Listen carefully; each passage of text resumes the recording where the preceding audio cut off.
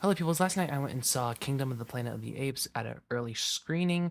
I was excited to check out this movie, but yet cautiously optimistic. I really love the last two Matt Reeves films, and I really think Rise of the Planet of the Apes is really good as well. Maybe not as quite as amazing as the last two, but still a strong trilogy overall. I didn't know what to expect going into this movie. The reviews came out yesterday morning, and I checked them out before I saw it, and they were pretty good. And I have to admit that I was a little disappointed walking out of the theater. I don't think this movie is as good as people are saying, and I'm not going to sit here and say the movie's bad because it's definitely a good movie. I just think maybe it's a touch overrated, and I still don't even think it compares to any of the movies in the original trilogy. Well, I don't want to say original because they're already remakes, but in the trilogy that we had a couple years ago. I think a lot of this is weighed down by the fact I just think that they made this movie too soon because the last Planet of the Apes movie was 6 years ago, and before then, it was a 4 year gap between movies. So this story already has a lot of weight because it's carrying the last trilogy that was ended so great. But at the same time, I'm just like, what if they just waited another 10 years? Then the world would have had a little bit more time to resonate with these Planet of the Apes movies because I feel like they just ended, then all of a sudden we're kind of getting this little bit of a fresh restart,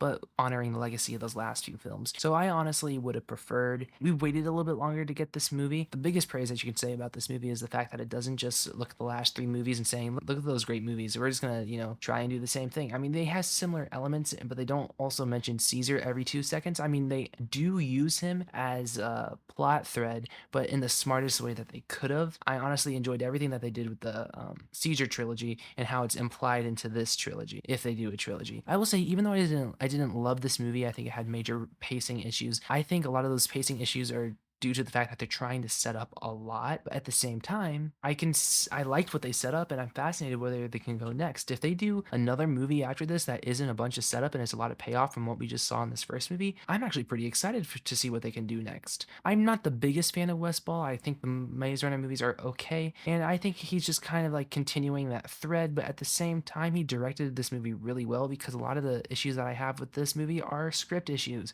I had a really hard time latching on to these new characters because it was easy to latch on to Caesar because we saw him as a baby, we saw him evolve, we connected with him. I have the emotional ability to connect with apes that I didn't see grow up, but at the same time, I just had a really hard time getting invested in these new characters. The first half of this movie is where it really dragged for me, and then the second half, where we start to introduce the antagonist a little bit more, is when I was more drawn in. This series, all these movies have had fantastic antagonists. If there's one thing that you will know that is for sure going to be great with Apes movies, is that the CGI will look great and it carried over to over here. Maybe not as good, and the fact that the villain will be awesome. All my favorite moments of this movie, I think, have to do with the villain, and it's all mostly in the latter half of this movie. Proximus Caesar was a great villain. I really, really enjoyed him, and I thought he was a fascinating character. I want to say more. There's a lot of things that I want to say more on, but I can't say without spoiling it. But I'll just say there was things that happened here, and they were kind of eye rolling to me. They're spoilers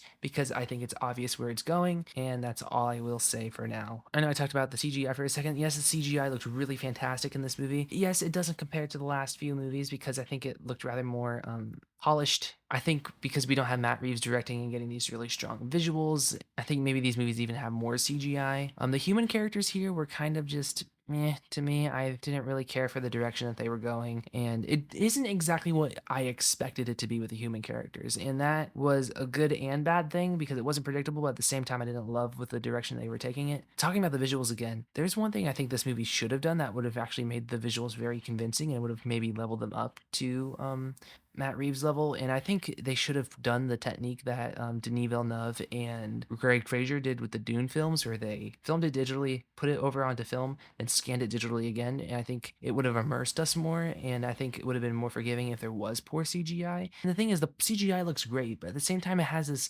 polished look to the movie. Not that the CGI looks bad, I just think it didn't feel as tangible as it did before. And I think a great example of kind of correcting that is the Dune films where they did that technique, and I think that greatly helped. I get curious sometimes, like, what if they did that?